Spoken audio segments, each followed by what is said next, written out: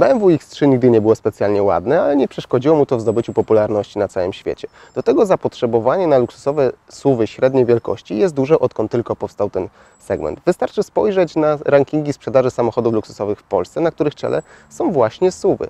Dlaczego tak się dzieje? Sprawdzimy to na przykładzie BMW X3.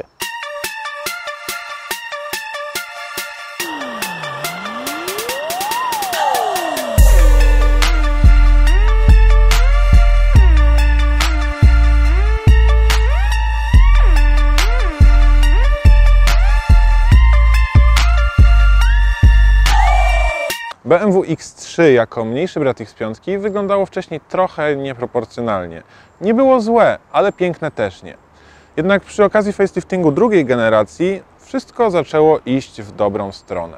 I to się udało, bo obecna generacja wygląda świetnie. Jak dla mnie to pierwsze X3, które faktycznie mi się podoba. Testowany przez nas model ma pakiet stylistyczny M-Sport, ładny niebieski lakier Pythonic za 4000 zł i spore 19-calowe felgi, również z logo M. Zwróćcie uwagę, że BMW X3 wcześniej wydawało się dość wąskie, ale nie dlatego, że było wąskie, tylko dlatego, że miało dość prostą bryłę. Teraz nowy projektant, Calvin Look, zaakcentował bardzo mocno nadkola z przodu i z tyłu i dodał parę innych poziomych detali, które optycznie poszerzają samochód. Moim zdaniem zmiana jak najbardziej na plus. Wnętrze nowej X3 to zupełnie nowy projekt, ale oczywiście widzimy tutaj nawiązania do innych modeli z gamy BMW, na przykład to, że cały kokpit zwrócony jest w stronę kierowcy. Jeśli chodzi o jakość wykonania, no to wiadomo, mamy tutaj bardzo mięciutkie plastiki. To niestety jest plastik. Tutaj na dole mamy już troszkę twardsze, ale nadal uginające się pod palcem plastiki. Tu już jest trochę gorzej. Jeśli chodzi o drzwi, o właśnie, zupełnie twardy.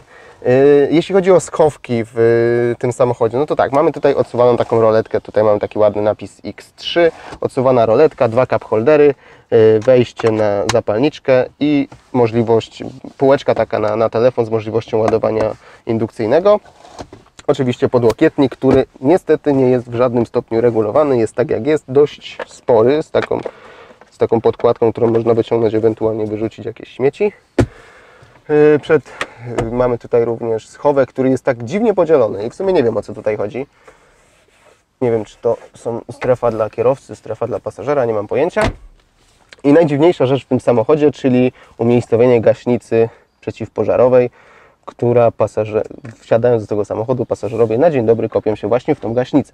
Można sobie oczywiście wyciągnąć tutaj ten fotel trochę do przodu pod uda i tego nie będzie tak widać, ale nadal pasażerowie na to narzekają. Fotele są wygodne i fajnie trzymają na zakrętach. Jeśli chodzi o miejsce nad głową, no to petarda. Tu jest naprawdę dużo miejsca. Mamy tutaj duże okno dachowe. Ja nie mam 2 metrów, ale mam 1,83 m i zobaczcie, 2 ręce mi brakują. Więc myślę, że Zachar, mogę pionowo postawić rękę, będzie lepiej widać. Myślę, że Zachar by tutaj na spokojnie wszedł i na pewno nie narzekał. Za chwilę przejdziemy do tyłu, zobaczymy, ile miejsca jest z tyłu.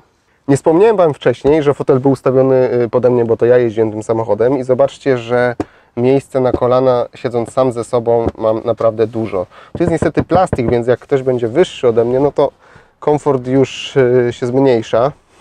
No ale ustalmy, że jeśli chodzi o mnie, ja nie mam z tym problemu. Miejsca na nogi, na buty oczywiście też dużo. Myślę, że spokojnie zimowe buty by tu wlazły. Jeszcze mamy tak ładnie podświetlone.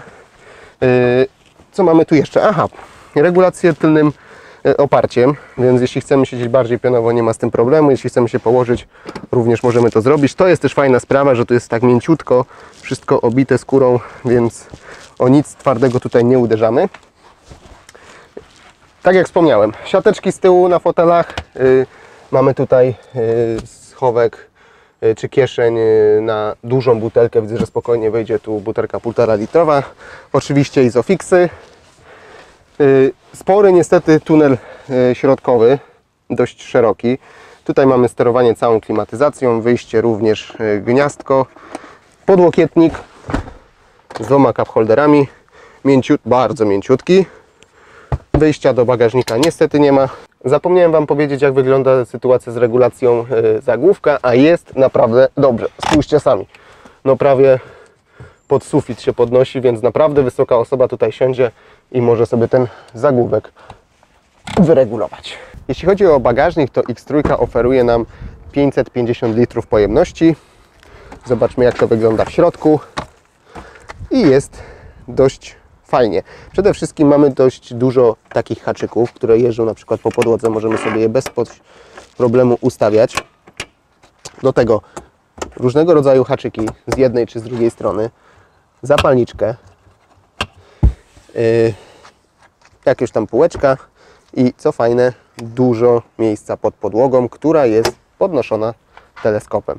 Więc bez problemu możemy również tutaj sporo rzeczy wpakować, które nie używamy na co dzień, a mogą nam się przydać w podróży. Jeśli chodzi o składanie foteli, no to oczywiście bardzo poręcznie. Składamy fotele 2 pociągnięciami i robi nam się płaściutka podłoga. W tym momencie mamy 1600 litrów pojemności. BMW X3 ciekawi przede wszystkim technologią. Co prawda nie ma tu systemów, w których nie miałaby konkurencja, no może poza sterowaniem gestami, ale BMW w niektórych przypadkach robi to po prostu lepiej. Na przykład wyświetlacz Head-Up Display za niecałe 4500 zł. Jest w stanie on wyświetlać szereg informacji, a nawet służy jako menu, jeśli chcemy na przykład wybrać inny utwór czy stację radiową. Jeśli prowadzi nas nawigacja, to na przedniej szybie zobaczymy nie tylko wskazówki, ale cały fragment mapy. Może to rozwiązanie to zastępstwo wirtualnych kokpitów, które stosuje konkurencja. W BMW zegary, choć analogowo zastąpiono wyświetlaczami, to zawsze pokazują zestaw informacji dotyczących jazdy. Żadnej mapy, książki telefonicznej, ani niczego takiego. W ustawieniach dotarliśmy do dość ciekawej funkcji kamery, no nie kamery cofania, wszystkich kamer, gdzie możemy dodać sobie punkty aktywacji, czyli jeśli na naszej trasie często znajdują się miejsca, gdzie jest wąsko, gdzie potrzebujemy spojrzeć, potrzebujemy dodatkowej pary oczu, którą zapewniają nam kamery, wtedy mamy punkty aktywacji i ustawiliśmy sobie taki punkt aktywacji na końcu placa, na którym jesteśmy i zobaczymy, jak to działa.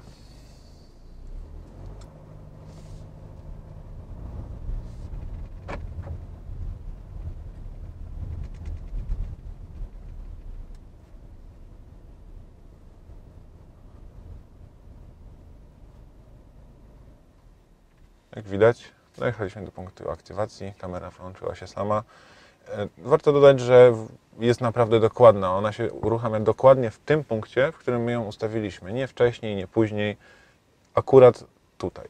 Także fajna opcja. Jeśli chodzi o samą kamerę cofania, jak widzicie, no, ta jakość nie jest jakaś rewelacyjna tych kamer, ale przynajmniej dobrze sobie radzi w nocy, więc coś za coś. No i tych kamer mamy dość dużo i też bardzo fajna rzecz. Widzimy, jak bardzo będą się otwierać, czy po prostu na miejscu parkingowym uda nam się otworzyć drzwi, czy też będzie to wymagało jakiejś gimnastyki, więc to jest na pewno fajne. Też jest tutaj tryb mini, jeśli mamy do przejechania, nie wiem, po 2 wyraźnych torach, czy nie wiem, wjeżdżamy na serwis, cokolwiek. Wtedy widzimy, gdzie będą skręcać koła, czyli jeśli tym samochodem zajedziemy gdzieś naprawdę daleko, gdzie zamiast mostu będą 2 kładki, proszę bardzo, uda się. Zauważcie, że nerki w BMW po prostu rosną cały czas. W pierwszych generacjach one może zajmowały gdzieś taką wielkość, ale dlaczego one są też takie duże? Tutaj mamy aktywne wloty powietrza, które w zależności od tego, czy silnik będzie potrzebował chłodzenia, czy będzie chciał zachować ciepło, czy poprawić aerodynamikę, czy też nie, one się otwierają i zamykają podczas jazdy tak, żeby silnik pracował w jak najlepszej temperaturze, ale też zużywał jak najmniej paliwa. Oferta silnikowa X3 jest naprawdę bogata. Mamy do wyboru 4 diesle i 3 benzyny. Po stronie benzyny podstawowe to 20i o mocy 184 koni mechanicznych, kolejne to 30i o mocy 252 koni mechanicznych i topowe M40i o mocy aż 360 koni mechanicznych. Jeśli chodzi o diesle, to podstawowe to 18D o mocy 150 koni mechanicznych, później mamy 20D o mocy 190 koni mechanicznych, 25D o mocy 231 koni mechanicznych i 30D o mocy 265 koni mechanicznych. Co ciekawe, prawie wszystkie silniki możemy zestawić z automatyczną skrzynią biegów i napędem X-Drive. Jedynym wyjątkiem jest podstawowy silnik diesla 18D, gdzie w podstawie mamy manualną skrzynię biegów i niestety dostępny tylko i wyłącznie napęd na tylną oś. My do testów dostaliśmy wersję 20D o mocy 190 koni mechanicznych i momencie obrotowym na poziomie 400 Nm, dostępnym w zakresie 1750-2500 obrotów na minutę.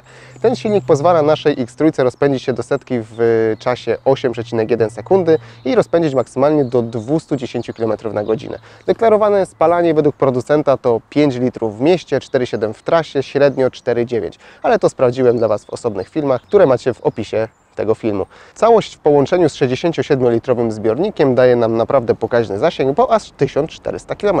BMW X3 to samochód, który nastawiony jest głównie na komfortowe podróżowanie i właśnie taki jest. Myślę, że ludzie decydujący się na ten model właśnie tego oczekują. No może wersja M40i to wyjątek, ale ona nadal jest zestrojona tak, aby podróżować w miarę komfortowo. Jazda nim to sama przyjemność. Jestem w stanie powiedzieć, że to jest jeden z najlepiej prowadzących się SUV-ów tej klasy, jeśli nie najlepiej prowadzący się SUV tej klasy. Porównywalny z Alfą Stelvio, ale wydaje mi się, że BMW prowadzi się jeszcze trochę pewniej niż Alfa. Pomimo 3 trybów pracy, to nawet w trybie sport ten samochód nie przeszkadza tym, że jest bardzo twardy, jest bardzo sztywny i z naszego komfortu nici, tak? Że musimy wybrać albo podróżujemy komfortowo, ale leniwie, albo podróżujemy w trybie sport i niestety wybija nam kręgosłup. Nie, w tym samochodzie tak nie jest. X3 naprawdę świetnie skręca. Co prawda, na papierze ten promień skrętu wynosi około 12 metrów, ale wrażenie jest takie, że samochód prawie że nawraca w miejscu, szczególnie jak patrząc przez pryzmat jego gabarytów, więc tutaj jest naprawdę dobrze. Bardzo ciężko jest zbilansować zawieszenie komfortowe z tym, aby auto się idealnie prowadziło. Tutaj układ kierowniczy jest naprawdę fajny. Nie jest tak precyzyjny jak w Alfie Romeo, ale jest naprawdę fajnie skonfigurowany. Ten samochód bardzo szybko reaguje na ruchy kierownicą, wiemy, co się z kołami przed nimi dzieje, ale zawieszenie, które właśnie jest takie komfortowe, powoduje to, że przy ostrzejszym hamowaniu, przy każdym hamowaniu ten samochód dość mocno nurkuje. I to jest odczuwalne nawet dla osób, które nie mają styczności często z różnymi samochodami. BMW X3 ma też dość dużo systemów bezpieczeństwa, systemów wspierających kierowcę podczas jazdy. Jednym z nich jest właśnie to, że samochód sam utrzymuje pas ruchu, sam utrzymuje odległość od innego samochodu, co nie jest oczywiście, już nie jest wyjątkiem na skalę motoryzacji, no bo już w większości samochodów to mamy, ale tutaj jest ten system dość zaawansowany, ale nie powiem, żeby działał idealnie, bo dla mnie system tego typu, który działa idealnie, to taki, który zobaczy, gdzie są pasy i będzie utrzymywał samochód dokładnie na środku tego pasa. I BMW stara się to robić, ale trochę zbyt często zaczyna się bujać od jednego pasa do drugiego i jeśli my się nie wystraszymy, bo jedziemy w inny samochód, to jeszcze ok, bo on i tak odbije, ale jeśli inny kierowca się wystraszy, że może dojść do jakiejś kolizji i wykona jakiś niebezpieczny manewr, no to może to nie być takie już fajne. Ale plus za to, że nawet na drogach, gdzie z jednej strony mamy pas, ale z drugiej strony mamy krawężnik, on wie, że to jest krawężnik, tu jest granica drogi i też potrafi utrzymywać pas na takich drogach, więc to jest akurat na plus. Silnik ten, który mamy tutaj 2.0 diesel 190 koni, to podstawowy silnik, ale jak najbardziej wystarczający. Uważam, że do takich samochodów nie potrzeba nam nic więcej. 190 koni jest zupełnie wystarczającą mocą do tego, aby tym samochodem podróżować i dynamicznie, bez problemu wyprzedzić, ale również komfortowo i tanio, wbrew pozorom. Mamy 8-biegowy automat z bardzo fajnymi łopatkami za kierownicą. I to jest oczywiście automat z klasycznym sprzęgłem hydrokinetycznym, ale działa naprawdę dobrze. Biegi wchodzą bardzo płynnie, w ogóle prawie że nie czujemy zmian biegów, więc to jest duży plus. I przede wszystkim bardzo ta skrzynia ogranicza zużycie paliwa. Ten samochód jest u nas od poniedziałku. Mamy aktualnie sobotę. I my mamy jeszcze 1/4 zbiornika. Auto nie było tankowane, a przyjechało z Warszawy. Więc uwierzcie mi, naprawdę bardzo przyjemnie wygląda tutaj sytuacja ze spalaniem. ok, ten 190-konny silnik nie jest rewelacyjnie szybki, ale 8 sekund do setki, no to umówmy się, to jest wystarczający czas, żeby jeździć dynamicznie, żeby wyprzedzić każdego. Ale to jest idealne połączenie, jeśli chodzi o to, że ten samochód bardzo mało zużywa paliwa, względem tego, że potrafi naprawdę całkiem szybko jeździć. To też jest zdecydowanie plusem. Nie chcę od niego wymagać czegoś, do czego on nie został stworzony, tak? W tym samochodzie chodzi o to, aby przyjemnie, komfortowo podróżować z punktu A do punktu B. I BMW w 100% nam to oferuje. Ceny BMW X3 zaczynają się od 178 800 zł. To za wersję 18D S-Drive. Najdroższą wersją jest z kolei M40i za ponad 320 000 złotych. Wersja taka jak ta, czyli 20D, to wydatek przynajmniej 192 000 złotych, ale w naszej konfiguracji podejrzewam, że mogła kosztować około 250 000 złotych. Za ten inteligentny kluczyk musimy dopłacić 1200 zł. I wydaje mi się, że dobrze, że jest to opcja, bo nie każdemu będzie się podobało to, że ten kluczyk jest dość duży, dość ciężki. W zasadzie to, że pokazuje nam tutaj takie informacje jak to, czy samochód ma wyłączone światła, czy jest zamknięty i tak dalej, ile ma zasięgu, to też nie jest jakaś strasznie kluczowa informacja, więc fajny gadżet, ale ja bym chyba go nie wybrał. Jeśli chodzi o ceny dodatków, to na przykład za pakiet Connected Plus, w którym znajdziemy szereg dodatkowych funkcji jak Wi-Fi, obsługę systemu multimedialnego za pomocą gestów czy nawigację, zapłacimy ponad 15 000 złotych. Pakiet innowacji, który zawiera m.in. wyświetlacz HUD, systemy asystujące i adaptacyjne reflektory diodowe, kosztuje 10 000 zł dla wersji M Sport. Skórzana tapicerka w tym egzemplarzu to też dodatkowe 6 000 zł. Popularność średniej wielkości SUV-ów wynika z dość dobrej relacji ceny do tego, co otrzymujemy w zamian. Nie musimy od razu kupować X5, która w mieście będzie też dość nieporęczna, żeby jeździć SUV-em, który będzie dobrze wykonany i dobrze wykończony. X3 sprawdzi się zarówno w mieście, jak i w trasie. Do tego otrzymujemy bardzo przyjemne prowadzenie i dużo komfortu, a to wszystko w bardzo praktycznym opakowaniu. I pomimo tego, że X3 weszła trochę późno na rynek, bo konkurenci zdążyli powymieniać już swoje modele, to myślimy, że warto było czekać, bo ten samochód to najlepsza X3, jaka wyszła do tej pory.